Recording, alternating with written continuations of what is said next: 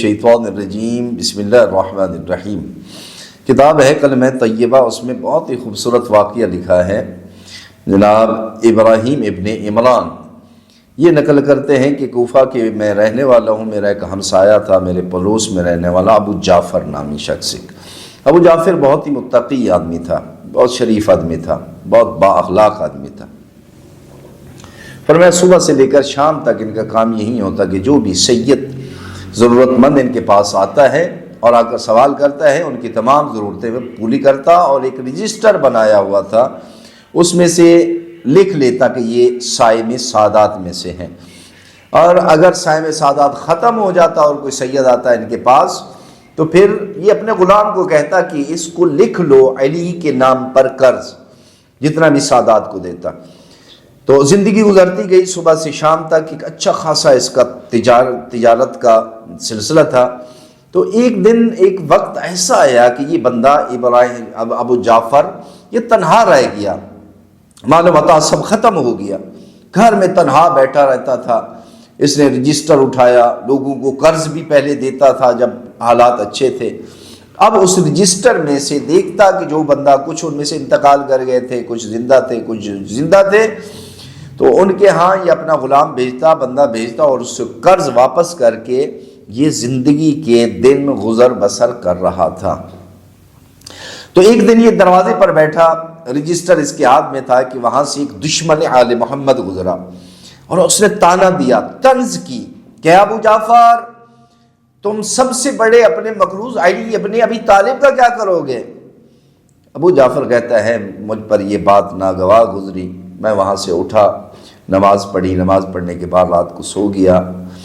عالم خواب میں نے دیکھا، عجیب خواب ہے کہ نبی اکرم صلی اللہ علیہ وآلہ وسلم موجود ہیں، ایک طرف امام حسن علیہ السلام موجود ہیں، ایک طرف امام حسین علیہ السلام موجود ہیں، میں سامنے کھڑا ہوں۔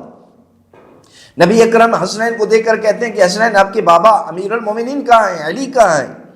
تو آواز یا رسول اللہ میں موجود ہوں۔ تو گویا کہ نبی اکرم صلی اللہ علیہ وآلہ وسلم کے پیچھے مولا امیر المومنین علیہ السلام تشریف فرما رہے تھے۔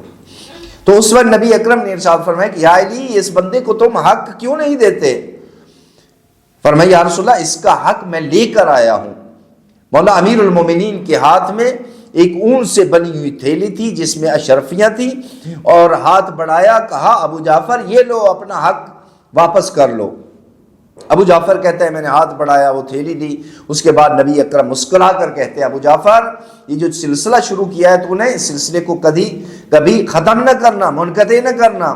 جو بھی مولا امیر المومنین علیہ السلام کے خاندان میں سے یا ان کی آل میں سے اگر کوئی سید آتا ہے تو اس کو کبھی خالی نہ لوٹانا۔ اور فرمایا ہم سب وعدہ کرتے ہیں ابو جعفر ان کے بعد تم کبھی محتاج نہیں ہوگے، کسی کے محتاج، اور تمہیں غربت چھوئے تک کی نہیں۔ ابراہیم کہتا ہے چونکہ میں خواب دیکھ رہا تھا، جیسے ہی میری آنکھ کھلی تو میں نے دیکھا کہ وہ تھیلی میری ہاتھ میں موجود تھی۔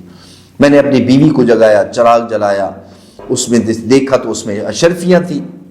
میری بیوی نے بڑی حیرت سے مجھے دیکھا کہ بندہ خدا تو امیر المومنین علیہ السلام کے ماننے والے ہو، اور اس فقر و فاقہ برداشت نہ کرتے ہوئے تم نے کسی تاجر، کسی دکان کو لوٹا ہے؟ فرمایا نہیں واللہ مجھے اللہ کی قسم ایسا میں نے کبھی نہیں کیا۔ اور پھر اس نے سارا واقعہ سنایا کہ ابھی تھوڑی دیر بعد پہلے میں نے خواب دیکھا، نبی اکرم کی زیارت ہوئی، حسنین شریفین کی زیارت ہوئی، امیر کائنات کی زیارت ہوئی۔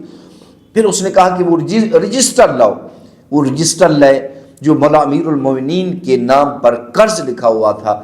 جب ان کو شمار تعداد ان کو جمع کیا تو ان کی تعداد 1000 اشرفیہ بنتی تھی، اور جب وہ تھیلی کھولی تو اس میں بھی 1000 اشرفی ہی موجود تھی، نہ ایک درہم کم نہ ہی ایک اشرفی زیادہ۔